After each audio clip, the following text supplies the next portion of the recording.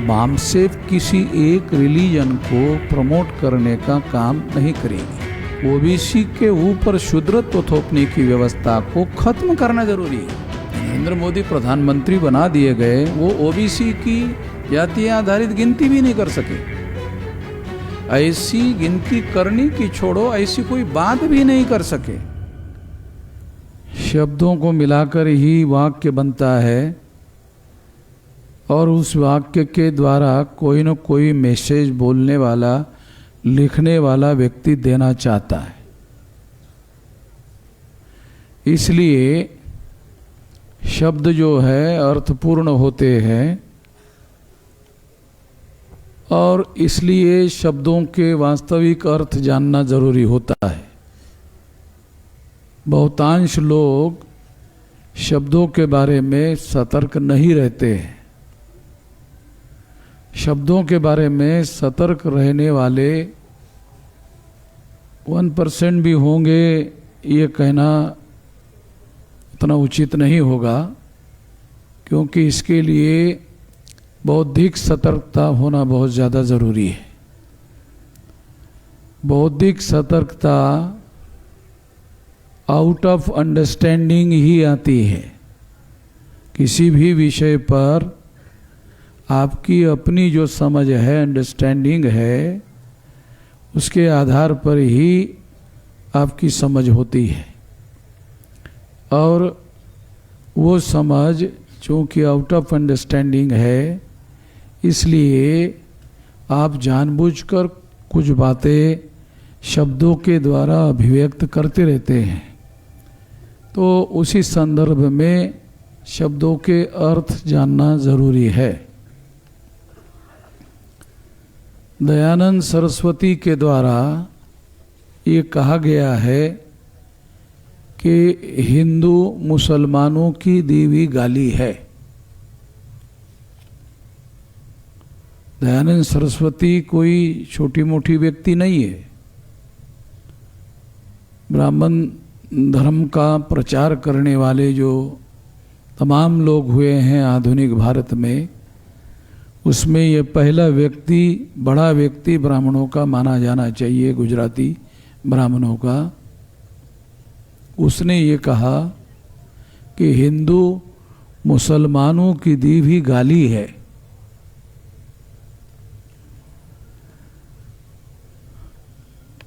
अगर हिंदू मुसलमानों की दी हुई गाली है, दयानंद सरस्वती कह रहे, कोई साधारण व्यक्ति नहीं है।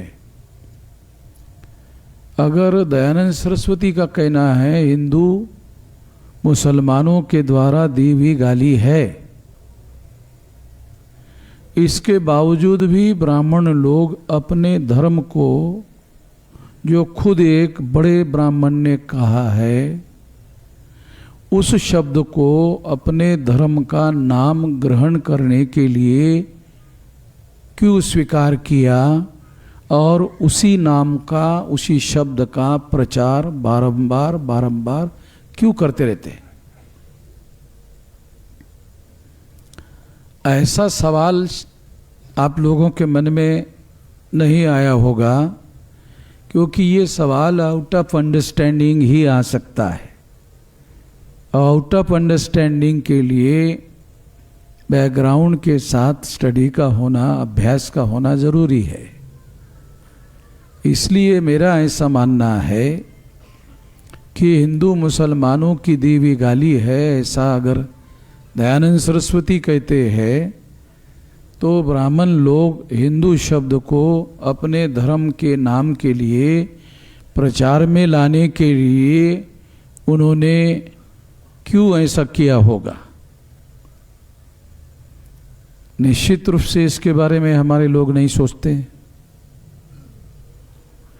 तो इसको थोड़ा सा जानना होगा, समझना होगा। मैं थोड़ा बैकग्राउंड से थोड़ा आप लोगों को ये बात बताना चाहता हूँ, क्योंकि ये बहुत ज़्यादा अहम बात है। तमाम SC ST OBC के लिए ब्राह्मण लोग हिंदू कहते हैं और हिंदू मुसलमानों की दी हुई गाली है, ऐसा खुद दयानंद सरस्वती ब्राह्मण कहता है। ब्राह्मण इसके बावजूद भी उस गाली को अपने धर्म के नाम पर जोड़कर प्रचार प्रसार करते हैं। उसकी बहुत बड़ी वजह है। उस वजह को समझने के लिए, जानने के लिए अगर हम लोग हिंदू शब्द जो ब्राह्मण धर्म के लिए ब्राह्मण लोग आज उपयोग में लाते हैं, अगर थोड़ी देर के लिए चर्चा के लिए स्वीकार कर ले कि हिंदू शब्द को उन्होंने प्रचार में नहीं लाया होता, तो फिर कौन से शब्द का उनको उपयोग करना होता? हिंदू शब्द के पहले उनके धर्म का नाम क्या था? प्रचलित नाम क्या था? ज़्यादा प्रचार में नाम कौन सा था? वैदिक शब्द ज़्यादा प्रचार का नाम नहीं था, इसलिए ज़्यादा प्रचार का नाम ब्राह्मणी धर्म था। वर्ण को मानने वाला, जाति व्यवस्था को मानने वाला, अस्पृश्यता को मानने वाला, आदिवासियों को सेग्रीगेट करने वाला, महिलाओं को दास मानने वाला, ऐसे तमाम बातें कही जा सकती हैं, उसको ब्राह्मणी धर्म कहा जाता है। तो ब्राह्मणों ने ये सोचा कि यदि हम लोग इस धर्म का नाम आधुनिक समय में ब्राह्मणी धर्म ही प्रचलन में रखते हैं, तो जो बहुसंख्य समाज है वो ये कह सकता है कि जब ये ब्राह्मणी धर्म है तो ये तुम्हारा धर्म है, हमें क्या लेना देना है? तुम ब्राह्मणों का धर्म है, तुम्हारा धर्म है, हमें उससे क्या लेना देना है?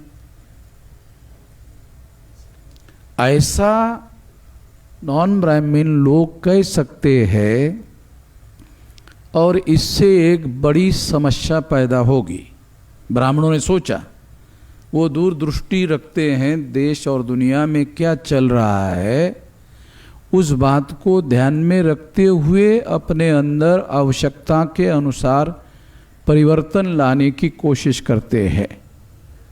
ये परिवर्तन लाने के दृष्टि से ही उन्होंने हिंदू शब्द, जिसको वो गाली मानते थे मुसलमानों की दी हुई, इसके बावजूद भी उन्होंने स्वीकार किया कि ब्राह्मणी धर्म अगर ये शब्द प्रयोग प्रचलन में रहा तो बहुसंख्यांक लोग अपने को ब्राह्मणी धर्म से अलग करेंगे, अलग मानेंगे।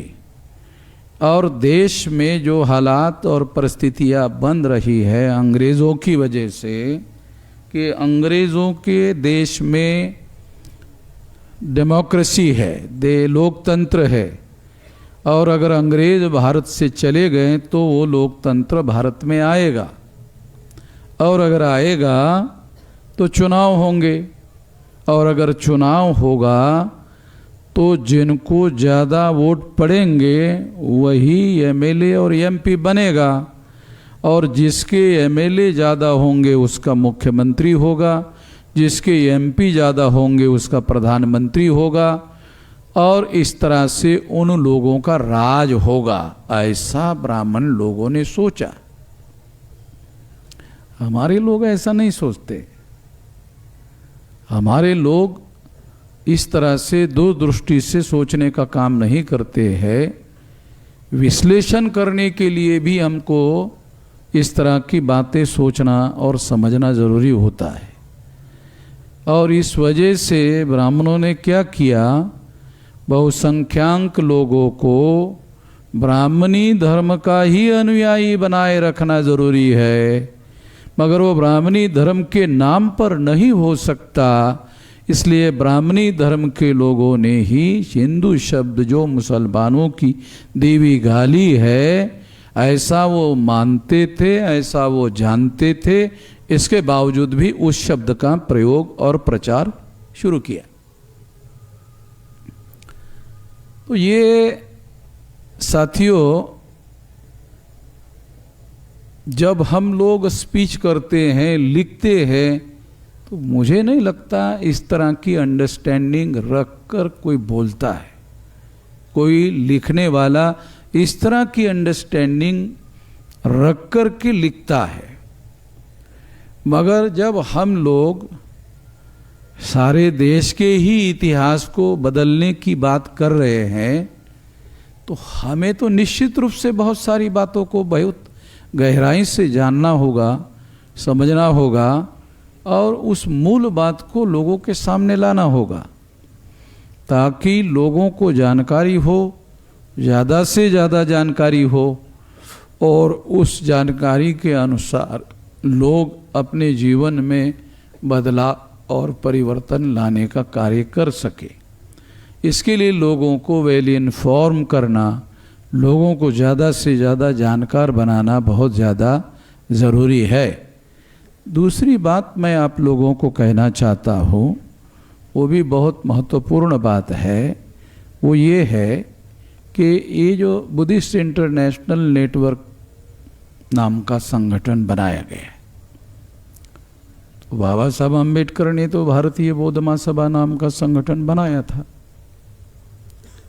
और अगर वो पहले से वजूद में है तो फिर ये बुद्धिस्ट इंटरनेशनल नेटवर्क बनाने की क्या ज़रूरत थी? ये निश्चित रूप से सवाल फील्ड में आप लोगों के सामने आता होगा, या लोग ऐसा कहते होंगे, बोलते होंगे, तो उनके लिए ये जवाब दिया जाना ज़रूरी है कि भारतीय बौद्ध महासभा के नाम पर हम लोग काम नहीं कर सकते, क्योंकि वो किसी के कब्जे में है, और जिसके कब्जे में है वो इस काम का उपयोग, नाम का उपयोग करने के लिए अलाउ नहीं कर सकते। इसलिए उस कंट्रोवर्सी में जाने की ज़रूरत नहीं होनी चाहिए, और किसी कंट्रोवर्सी में जाए बगैर हम अपना काम कर सके, इसलिए नए संगठन का निर्माण करना ज़रूरी था। और इस बात को ध्यान में रखते हुए, चूँकि ये मूवमेंट केवल देश तक चलने वाली मूवमेंट नहीं होगी, क्योंकि बुद्धिस्ट मूवमेंट जो है वो देश की मूवमेंट नहीं रहेगी, इंटरनेशनल होगी। तो इंटरनेशनल लेवल के लोगों को अगर उसके साथ जुड़ने की ज़रूरत महसूस हुई, तो उनको उसमें किसी प्रकार की किंतु परंतु नहीं होना चाहिए। इस बात को नाम निर्धारित करते वक्त ध्यान रखा गया। तीसरी महत्वपूर्ण बात मैं आप लोगों को बताना चाहता हूँ, वो ये है कि बामसेप एक पायोनियर ऑर्गेनाइजेशन है। बामसेप के द्वारा ही ऑफशूट ऑर्गेनाइजेशन के तौर पर बुद्धिस्ट इंटरनेशनल नेटवर्क बनाया गया है। तो बामसेप किसी एक रिलीजन को प्रमोट करने का काम नहीं करेगी, ये उसका काम नहीं है। तो बामसेप के द्वारा अगर तमाम वो रिलीजन जो इक्वलिटी को मानते हैं, क्योंकि कुछ रिलीजन ऐसे हैं जो इक्वलिटी को नहीं मानते, जैसे ब्राह्मणी धर्म है वो इक्वलिटी को नहीं मानता, और ऐसे दूसरे तमाम हो सकते हैं धर्म, मगर हम लोग उन धर्मों के लोगों को साथ सहयोग में लेकर और समानता की बातों को प्रमोट करने का काम भारत में बहुत ज़्यादा ज़रूरी है। और ऐसा तमाम लोगों को साथ में लेकर ही, तमाम रिलीजन को मानने वाले लोगों को साथ में लेकर चलने से ही ऐसे हो सकता है, ऐसा करना होगा। बहुत सारे लोगों को इसमें बहुत सारे किंतु परंतु होते रहते हैं, और वो किंतु परंतु जो होती है उसका मूल कारण हमारी सीमित मानसिकता है, या लिमिटेड मानसिकता है, या मर्यादित मानसिकता है। व्यापक मानसिकता होना बहुत ज़रूरी है। ये व्यापक मानसिकता, समावेशी मानसिकता बहुत ज़्यादा ज़रूरी है, ताकि हम तमाम लोगों को साथ सहयोग और समर्थन में लेकर कार्य कर सके। ऐसा आधार हमारे पास शुरू करने वाले लोगों के पास होना चाहिए, और इस बात को ध्यान में रखते हुए ये बातें हम लोग कर रहे हैं। दूसरी एक महत्वपूर्ण बात यह है कि समता, स्वतंत्रता, बंधुता और न्याय पर आधारित ये 4 स्तंभ है। समता, स्वतंत्रता, बंधुता और न्याय, ये बुद्धिज्म के मौलिक सिद्धांत है। समता का सिद्धांत, स्वतंत्रता का सिद्धांत। स्वतंत्रता का मतलब है मानसिक स्वतंत्रता। नहीं तो कुछ लोग ऐसा सोच सकते हैं, अरे 15 अगस्त को मिल गई स्वतंत्रता, फिर दोबारा क्यों आप उठा रहे हो?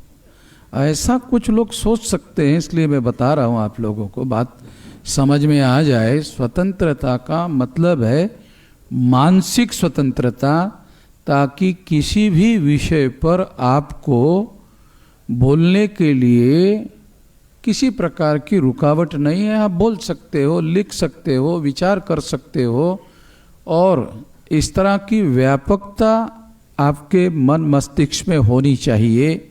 तो आपके अंदर जो लिमिटेड लोगों का या संकुचित विचारधारा होती है वो उससे बच सके, क्योंकि बुद्धिज्म जो है एक व्यापक विचारधारा वाला मामला है। अगर महार जाति के लोगों ने बुद्धिज्म को स्वीकार कर लिया तो उनको बहुजन के कॉन्सेप्ट को स्वीकार करके काम करना चाहिए। वो आपका पास था, महार लोग बुद्धिस्ट हो गए, अब वो इतिहास का विषय समाप्त हो गया। अब आप नई परंपरा में आ गए, उस परंपरा में जिसका घोषवाक्य है बहुजन हिताय बहुजन सुखाय।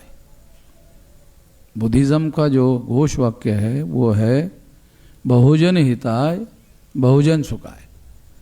तो बहुजन के बारे में सोचना चाहिए। अगर आप मान लो महार जाति से कन्वर्ट होकर बुद्धिस्ट हो गए और उसी को पकड़ कर रखा हुआ है, तो फिर आप बुद्धिस्ट नहीं हुए, आपके अंदर परिवर्तन नहीं हुआ है, आपके दिमाग में परिवर्तन नहीं हुआ है। आपके दिमाग में परिवर्तन होना ज़रूरी है। वो दिमाग में कौन सा परिवर्तन होना ज़रूरी है? तो आपको बहुजन कॉन्सेप्ट स्वीकार करना पड़ेगा, क्योंकि बुद्ध ने ही बहुजन हिताय बहुजन सुखाय का कॉन्सेप्ट दिया, उसको स्वीकार करना पड़ेगा। और फिर उसको स्वीकार करते वक्त सोचना पड़ेगा कि देश में बहुजन कौन है। दूसरा सवाल है, फिर बहुजन कौन है? तो देश में जो SC ST OBC के लोग हैं, ये लोग बहुसंख्यक लोग हैं। तो ये बहुसंख्यक लोग जो है, ये हमारा कार्य क्षेत्र है, ऐसा मानकर काम करना चाहिए। मान लो बाहर से कोई बुद्धिस्ट हो गया और वो बुद्धिस्ट में ही काम कर रहा है, उधर ही घूम रहा है, कौन सा क्या परिवर्तन हुआ? मुझे तो कुछ लगता नहीं है। तो आपको उस क्षेत्र से बाहर निकलकर बड़े व्यापक एरिया में आप आए हैं, तो व्यापक एरिया में आपको काम करने के लिए अपने आप को तैयार करना चाहिए। कुछ लोगों को ऐसा करने के लिए भी डर लगता है कि हमारा क्या होगा। तुम्हारा है क्या?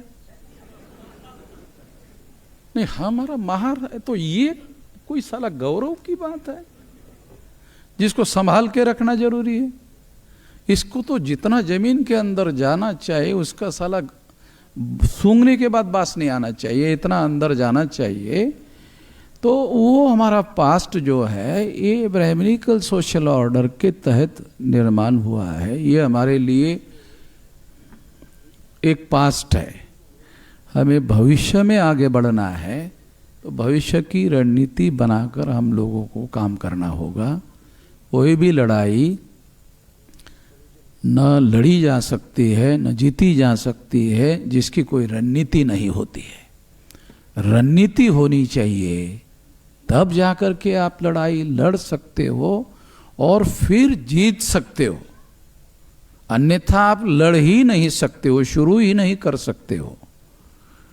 तो ये बहुत सारी महत्वपूर्ण बातें हैं जिसके बारे में हम लोगों को ध्यान रखना जरूरी है, और इसके लिए तमाम सभा सम्मेलन होते रहने चाहिए। इसके लिए लोगों के अंदर सही कॉन्सेप्ट डेवलप करने के लिए ट्रेनिंग्स होना चाहिए, दिन भर का, 2 दिन का, 3 दिन का, 5 दिन का ट्रेनिंग होना चाहिए।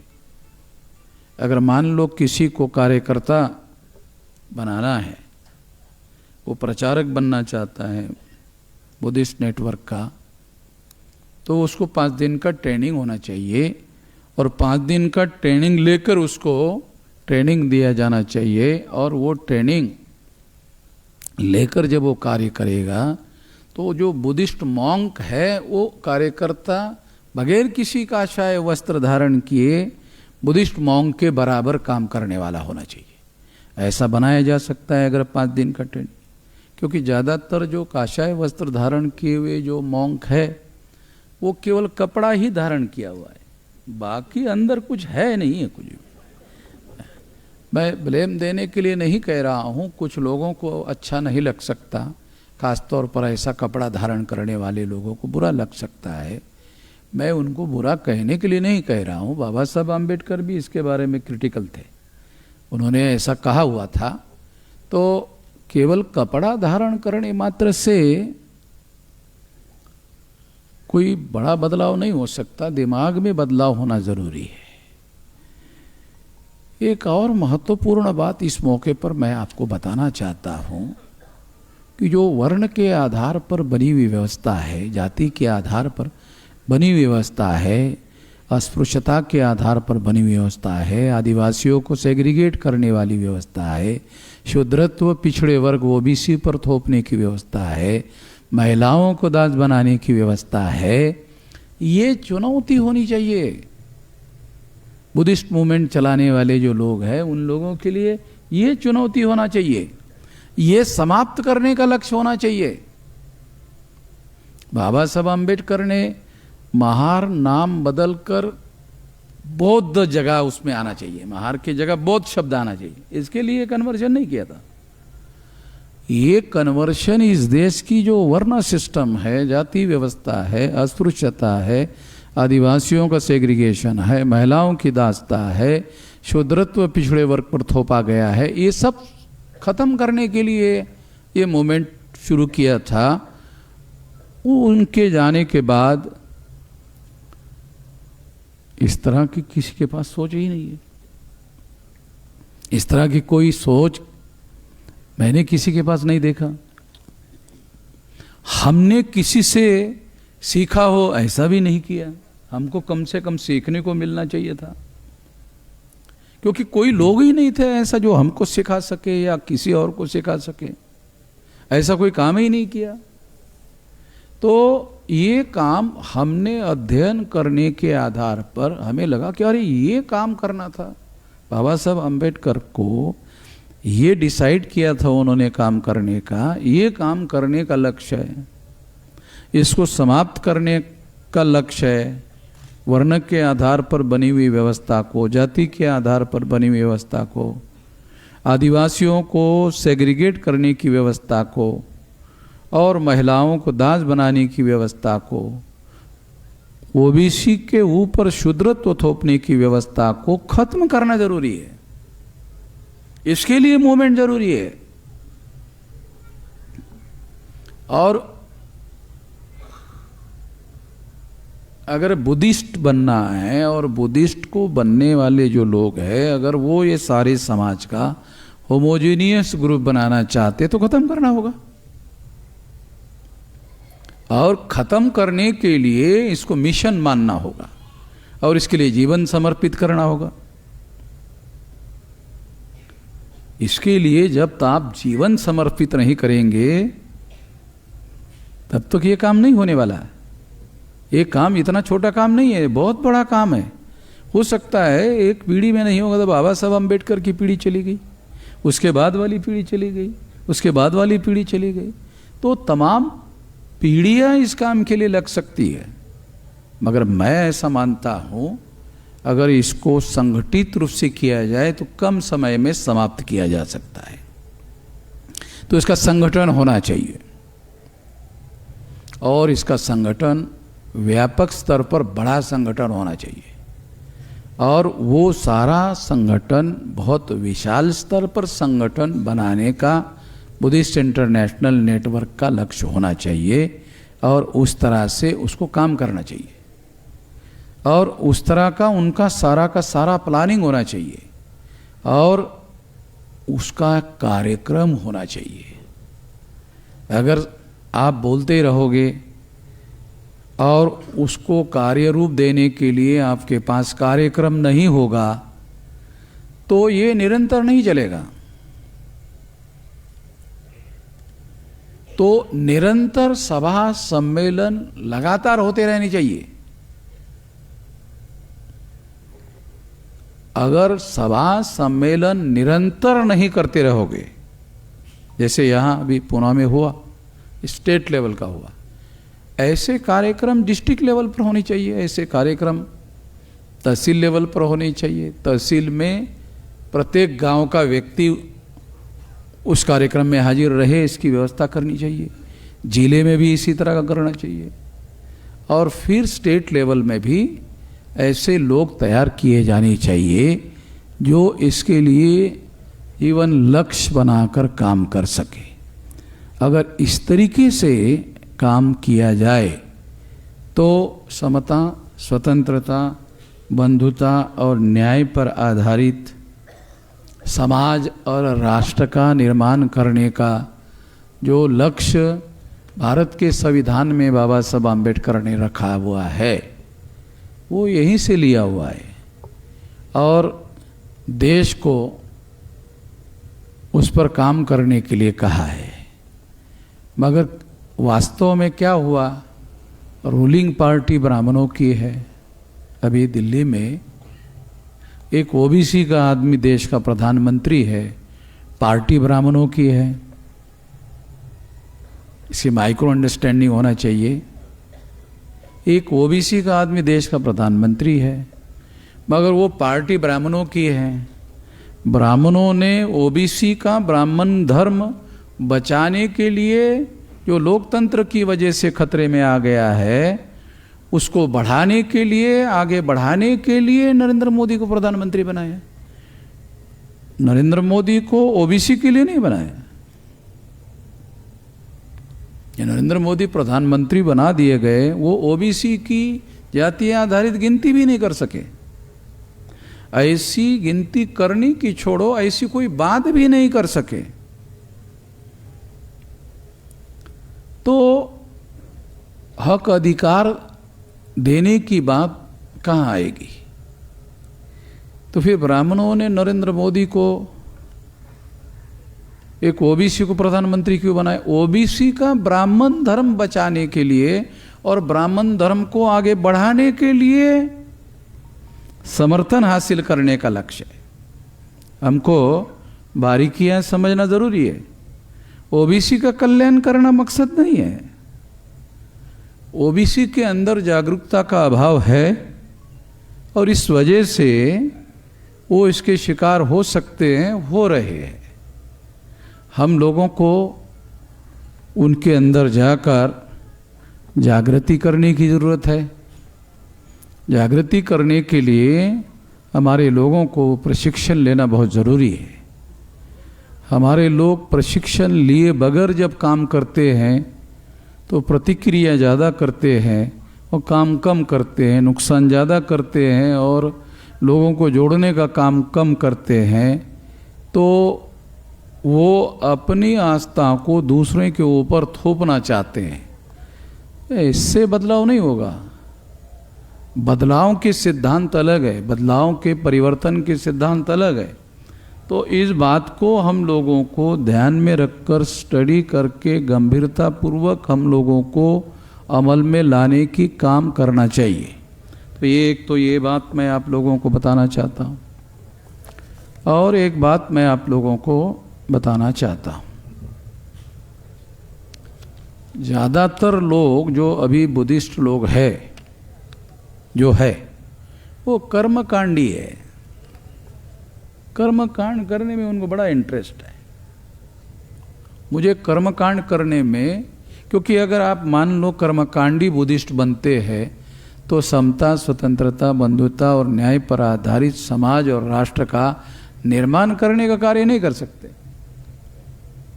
ये कर्मकांड करने में आप लोगों को बड़ी खुशी होगी। ज़्यादातर लोग इसी में रहते हैं। जिस मकसद के लिए बाबा साहब आम्बेडकर ने धर्म परिवर्तन किया, उस मकसद को ध्यान में रखते हुए कोई भी काम करना चाहिए। ऐसा काम करते हुए मैंने पिछले 50, 60 साल, 70 साल में मैंने देखा नहीं।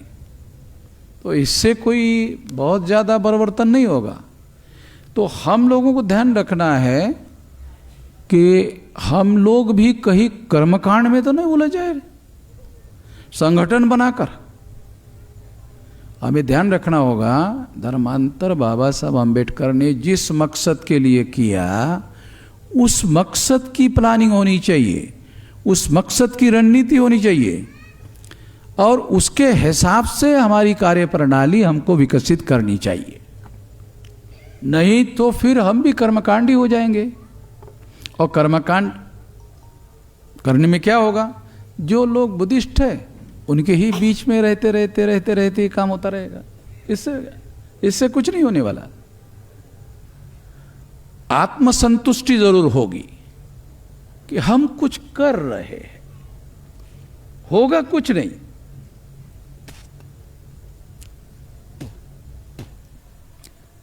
अभी देखो मेरी उम्र 66 साल की मेरी उम्र है, तो मेरे पास लगभग 40-45 साल का संगठनात्मक अनुभव, इसके आधार पर बोल रहा हूँ। किताबी बातें नहीं बोल रहा हूँ, ये किताब में से ले लिया और बोल लिया, नहीं नहीं नहीं। हमारे सामने जो इमीडिएट फ्यूचर में जो काम हम लोगों को करना है, जो चुनौतियाँ हमारे सामने है, उस बात को ध्यान में रखते हुए काम करना होगा और उस रणनीति को बनाकर काम करना होगा। तो हम लोगों को निश्चित रूप से कर्मकांडी बुद्धिस्ट नहीं होना चाहिए। हम लोगों को परिवर्तन करने का लक्ष्य है और वो परिवर्तन वर्ण, जाति, अस्पृश्यता, आदिवासियों का सेग्रीगेशन, महिलाओं की दास्ता, शूद्रत्व, पिछड़े वर्ग पर थोपा जाना, ये चुनौती का क्षेत्र है। यहाँ काम करना जरूरी है और ये काम करने के लिए बहुत बड़ा आंदोलन खड़ा करना जरूरी है। आंदोलन के लिए बड़ा संगठन बनना जरूरी है। तो ये हम लोग समझे तो ये काम हो सकता है। महाराष्ट्र की स्थापना नाग लोगों के द्वारा हुई है। महाराष्ट्र की स्थापना करने वाले लोग नाग लोग हैं और देश में बुद्धिज्म को फैलाने का श्रेय जो है देश और दुनिया में नाग लोगों को है। तो नाग लोगों को ये श्रेय है। तो नाग लोगों को ये बात जो हिस्ट्री है भारत में जिस तरह से लिखी जा रही है, उसमें नाग लोगों का इतिहास लिखा जाना जरूरी है। नाग लोगों का इतिहास ही भारत का परिवर्तन का इतिहास है, बड़ा इतिहास है, जिससे प्रेरणा लेने वाला इतिहास है। जो आज के लोगों को, जो वर्ण और जाति व्यवस्था से पीड़ित लोग हैं, उनके लिए नाग लोगों का इतिहास ही प्रेरणादायी इतिहास है। उनसे सीखने वाली बातें हैं, उनसे लेकर बहुत सारी बातें हम आगे बढ़ सकते हैं और सफलता हासिल कर सकते हैं। ये बात हम लोगों को ध्यान रखना होगा। ये जो कुछ लोगों ने गणपति के रेफरेंस में कहा, तो से संबंध में भी एक बात मैं कहना चाहता हूँ। गण शब्द जो है ये ब्राह्मणिकल नहीं है। गण जो है ये बुद्धिस्ट लिटरेचर का शब्द है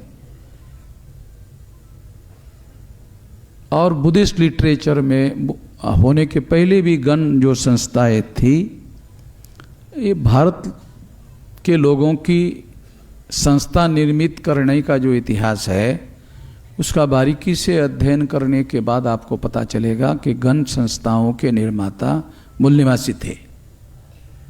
तो गणपति, तो इसका मतलब है गणपति शब्द का अर्थ होता है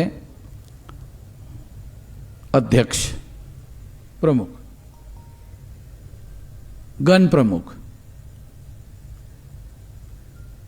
गणपति शब्द का शाब्दिक अर्थ जो है वो गण प्रमुख है। अगर हम पति शब्द का अर्थ निकालते हैं तो फिर भारत के लोग बोलते हैं कि नहीं ये पति पत्नी वाला होगा। तो शब्दों के संदर्भ में अर्थ होते हैं, उसको संदर्भ में धारण करना जरूरी होता है। तो यहाँ ये पति शब्द जो है वो पति पत्नी वाला नहीं है, वो उसका बैकग्राउंड के साथ अर्थ निकाला जाना जरूरी है और उसको हम लोगों को ध्यान रख करके समझना चाहिए। अब गणपति का ब्राह्मणों ने क्या किया, जो उसका इतिहास है वो कल्चरल जो इतिहास है वो बुद्धिस्ट का है, मगर ब्राह्मण गणपति उत्सव करते हैं, उसका उन्होंने ब्राह्मणाइजेशन किया और ब्राह्मणाइजेशन होकर वो क्या करते हैं, वर्ण व्यवस्था के, जाति व्यवस्था के समर्थन में उसका उपयोग कर रहे हैं। ब्राह्मण धर्म के समर्थन में गणपति के उत्सवों का समर्थन गणपति के नाम पर कर रहे हैं और उसका समर्थन ब्राह्मण धर्म के लिए करवा रहे हैं। ये बारीकियां जब तक आप अपने दुश्मनों की रणनीति और उसकी जो चालाकियां है उसको समझे बगैर आप अपनी काउंटर स्ट्रेटेजी नहीं प्लान कर सकते।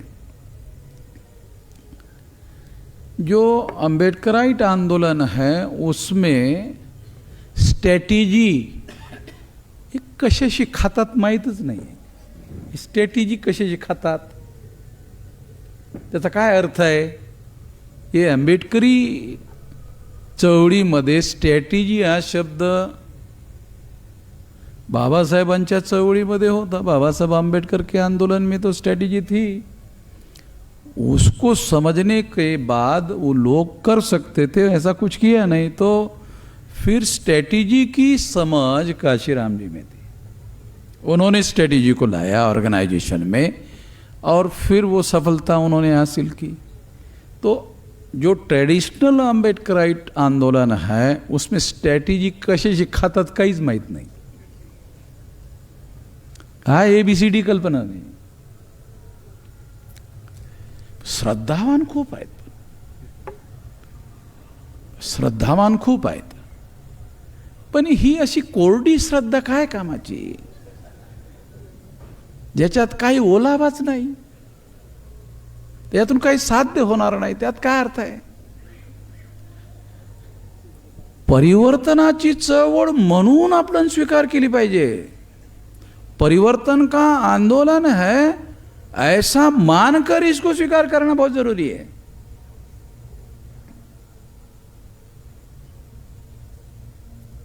नहीं तो हम रिचुअल करते रहेंगे, कर्मकांड करते रहेंगे सालों साल, अरे पिछले साल हो गए, फिर अगले साल, फिर अगले साल, तो ये तो कर्मकांड होता रहेगा, उससे काम नहीं होगा। हमारे सामने जो लक्ष्य है उस लक्ष्य को ध्यान में रखते हुए हमको निरंतर उस दिशा में एक बहुत बड़ा राष्ट्रीय स्तर का संगठन और फिर राष्ट्रीय स्तर का आंदोलन खड़ा होना चाहिए, ताकि उस आंदोलन के द्वारा ये जो ब्राह्मणिकल सोशल ऑर्डर, वर्ण का, जाति का, अस्पृश्यता का, आदिवासियों के सेग्रीगेशन का, महिलाओं की दास्ता का, शूद्रत्व पिछड़े वर्ग पर थोपने का, ये सारा का सारा खत्म करने का लक्ष्य होना चाहिए। तब जाकर के इस संगठन का कोई मतलब हो सकता है, तब जाकर के कुछ चुनौती भरा काम करने का हो सकता है। तो ऐसा काम होना चाहिए। ऐसा काम करने के लिए हम लोगों को सामने आना चाहिए। और दोबारा और एक बात मैं कहना चाहता हूँ, वो कि महाराष्ट्र का और देश का इतिहास, नाग लोगों का इतिहास सामने लाया जाना चाहिए। क्योंकि जो इतिहास के नाम पर सामने लाया गया है वो इतिहास लोगों को ब्राह्मणिकल सोशल ऑर्डर के समर्थन में खड़ा करता है। नाग लोगों का इतिहास सामने लाया जाना चाहिए, तो लोगों के पढ़ने का, समझने का, अंडरस्टैंडिंग डेवलप होने का सारा तरीका जो है बदल जाएगा। ऐसा हम लोगों को करना चाहिए, और अगर हम ऐसा करते हैं तो निश्चित रूप से मुझे ऐसा लगता है कि लोगों की मानसिकता में, लोगों की साइकी में, लोगों के विचार करने के तौर तरीके में बदलाव आएगा। तो ये काम हमको करना चाहिए। इस मौके पर बहुत सारी बातें कहने के बजाय इतना ही मैं कहना चाहता हूँ। आपने मेरी बात ध्यान से सुनी, इसके लिए आभार, धन्यवाद।